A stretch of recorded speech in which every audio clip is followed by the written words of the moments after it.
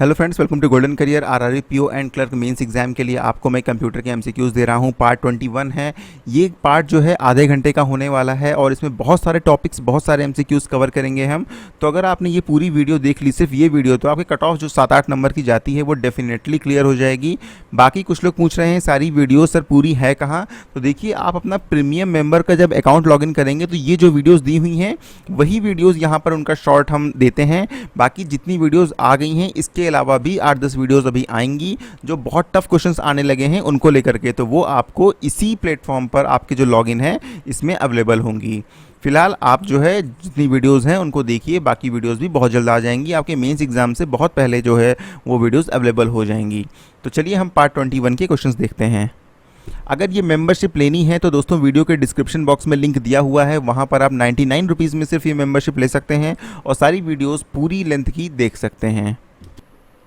The ability of an operating system to run more than one application at a time is called।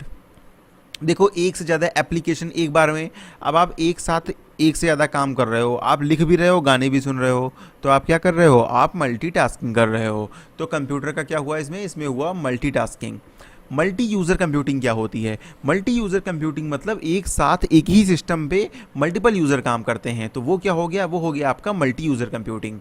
Real time computing क्या होती है? Real time computers वो computers होते हैं जहाँ पर जो डेटा प्रोसेस होता है ना वो एकदम रियल टाइम प्रोसेस होता है, डेटा में डिले होने का कोई भी चांस नहीं रहता है, और अगर थोड़ा भी, अगर 1 सेकंड का भी डिले हो जाए तो कोई बहुत बड़ी दुर्घटना हो सकती है। जैसे आपका जो एविएशन में यूज़ होता है, जो एयरलाइंस यूज़ करती हैं कंप्यूटर्स, या फिर जो वॉर के टाइम पे कंप्यूटर्स यूज़ होते हैं, ठीक है, उसमें 1 सेकंड की देरी भी बहुत ज़्यादा जो है, रडार्स में जो कंप्यूटर लगे होते हैं, जो रडार होता है ना एयरपोर्ट पे लगा होता है, तो अगर सपोज़ वो थोड़ी भी देरी कर दे डेटा देने में तो फिर मे बी 2 फ्लाइट क्रैश कर जाएं, तो वो सारे जो सिस्टम्स होते हैं वो रियल टाइम सिस्टम्स होते हैं, ठीक है।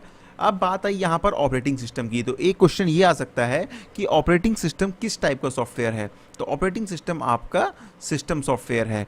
बाकी जो आप एप्लीकेशन यूज़ करते हो, विंडोज़ क्या है? विंडोज़ एक ऑपरेटिंग सिस्टम है, ठीक है। लाइनक्स एक ऑपरेटिंग सिस्टम है, एंड्रॉयड एक ऑपरेटिंग सिस्टम है। फिर आप ऑपरेटिंग सिस्टम ओपन करते हो, अंदर जो आप ऐप्स यूज़ करते हो, अंदर जो प्रोग्राम्स यूज़ करते हो, Word, Microsoft Word, Excel, PowerPoint, या फिर वेब ब्राउज़र, गूगल क्रोम, तो ये सब क्या हैं? ये सारे के सारे एप्लीकेशन सॉफ्टवेयर हैं, ठीक है, एप्लीकेशन सॉफ्टवेयर हैं।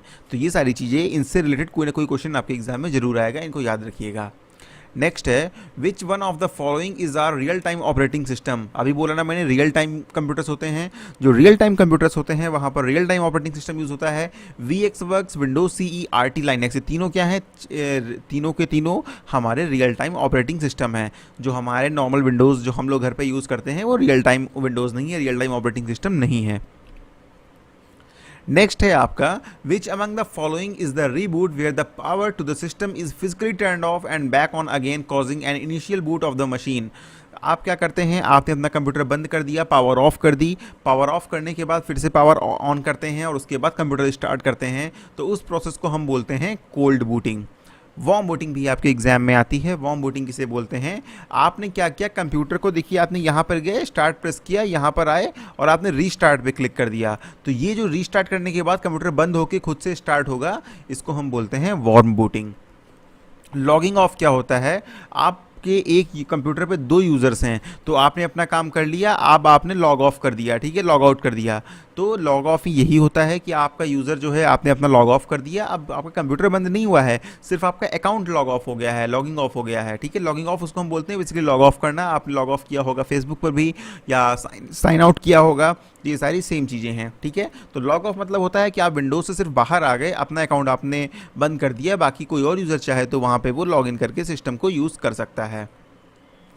नेक्स्ट क्वेश्चन है आपका, which of the following statements is true for 3 tier architecture. 3 tier architecture को लेकर के इसमें जो है कौन सा जो ऑप्शन है वो सही है? It is easy to setup. Easy to setup बिल्कुल नहीं होता है, जब टायर्स बढ़ेंगे, जो लेवल्स बढ़ेंगे तो आर्किटेक्चर में तो वो कॉम्प्लेक्स होता जाएगा। सिंपल बिल्कुल नहीं होता है, जब कॉम्प्लेक्स होगा तो सिंपल कैसे हो सकता है, ये अलग हो गए। It provides high network traffic, it is more secure. Basically जो 3 टायर आर्किटेक्चर होता है उसका मेन काम होता है इट इज़ मोर सिक्योर। इसमें ज़्यादा कुछ समझाने वाला बात नहीं है, क्योंकि ये बहुत ही सेफ जो है आर्किटेक्चर है नेटवर्क का। इस वजह से जो है इस क्वेश्चन को कई बार एग्जाम में पूछा गया है अलग अलग तरह से घुमाकर। ठीक है। हो सकता है ये पूछ लिया जाए कि कौन सा आर्किटेक्चर जो है वो बहुत सेफ होता है, 3 टायर 2 टायर, ठीक है, तो वहाँ पर आप 3 टायर टिक करके आ सकते हैं। अगला है name the type of memory which clears everything when the power of a computer gets switched off. तो देखिए, मैंने आपको पहले भी बताया है कि जो वॉलेटाइल मेमोरी होती हैं उनमें क्या होता है, उनमें यही होता है ना कि जब आपका पावर मिलना बंद हो गया, पावर सप्लाई बंद हो गई, वहीं पर क्या होता है, आपकी वो काम करना बंद कर देती हैं। काम करना बंद करना एज इन जो भी डेटा स्टोर होता है वो उसका ख़त्म हो जाता है, तो उसको हम बोलते हैं वॉलेटाइल मेमोरी। अब इसमें क्वेश्चन साथ में ये भी आ सकता है कि रैंडम एक्सेस मेमोरी रैम जो है वो किस टाइप की मेमोरी है, तो वो वॉलेटाइल मेमोरी है। नॉन वॉलेटाइल मेमोरी कौन सी होती हैं, जिसमें डेटा आपका जाता नहीं है, आपका पेन ड्राइव हो गया, आपका मेमोरी कार्ड हो गया, आपका हार्ड डिस्क हो गया, आपका सीडी ड्राइव हो गया। ये सारी की सारी जो मेमोरीज़ हैं जिनमें डेटा जो है पावर ऑफ करने के बाद भी जाता नहीं है, वो होती हैं आपकी नॉन वॉलेटाइल मेमोरी। चीपर कौन होती है, नॉन वॉलेटाइल मेमोरी सस्ती होती है, जो वॉलेटाइल मेमोरी होती है वो महंगी होती है। लेकिन जो डेटा एक्सेस करने की स्पीड होती है वो वॉलेटाइल में बहुत फास्ट होती है, नॉन वॉलेटाइल में डेटा एक्सेस करने की स्पीड जो होती है वो थोड़ी स्लो होती है। रोम क्या होती है, रोम रीड ओनली मेमोरी होती है। इसमें सिर्फ एक बार जो है जो डेटा इंसर्ट कर दिया गया बस वही इंसर्ट रहेगा, दोबारा आप उसमें डेटा हटा के नया डेटा नहीं फीड कर सकते हो। तो रोम जो होती है वो रीड ओनली होती है, बार बार आप सेम डेटा को एक्सेस कर सकते हो लेकिन उसमें आप चेंजेस नहीं कर सकते हो। पेन ड्राइव किस तरह की मेमोरी है, पेन ड्राइव आपकी नॉन वॉलेटाइल इन नेचर है। गूगल ड्राइव क्या है, गूगल ड्राइव एक प्रकार का क्लाउड स्टोरेज है, ठीक है। तो गूगल ड्राइव क्या है, गूगल ड्राइव आपका क्लाउड स्टोरेज है।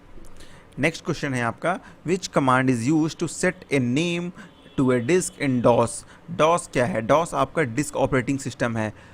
M S DOS disk operating system किस टाइप का जो है वो ऑपरेटिंग सिस्टम है, आ सकता है GUI है, CUI है, ठीक है। तो जो डॉस है वो CUI है, मतलब कमांड यूज़र इंटरफेस है। डॉस में आप कुछ भी क्लिक करके चीज़ें नहीं कर सकते हो, आपको जो कुछ भी काम करना है वो लिख के इंस्ट्रक्शन देने पड़ेंगे, कंप्यूटर को लिखना पड़ता है, ठीक है। डेटा आपको कॉपी करना है तो उसका एक कमांड है, रीनेम करना है तो उसका एक कमांड है, वो कमांड लिख के आपको जो है चीज़ें हैंडल करनी पड़ती हैं। तो यहाँ पर लेबल जो है कमांड यूज़ होता है किसी जो डिस्क का है उसका नाम सेट करने के लिए। और इसमें आई थिंक हाँ और कोई इसमें चीज़ कवर करने वाली थी नहीं, यहाँ पर ये कंप्लीट होता है। नेक्स्ट है आपका, तो देखिए और भी जो मैं साथ में चीज़ें बता रहा हूँ ना, इनसे रिलेटेड क्वेश्चन आपके एग्जाम में आते हैं।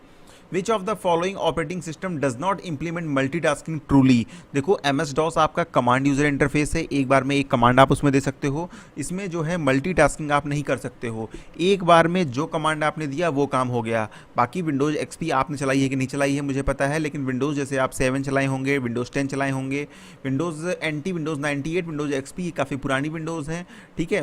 विंडोज़ 2000 भी एक आई थी। ये सारे के सारे क्या है, मल्टीटास्किंग है। मल्टीटास्किंग मतलब आप लैपटॉप पे क्या करते हो, बैकग्राउंड में गाने चला देते हो, उसके बाद आप बढ़िया नेट पे जो है सर्फिंग करते हो, चीज़ें सर्च करते हो, न्यूज़ पढ़ते हो, यानी एक साथ आप मल्टीपल काम करते हो।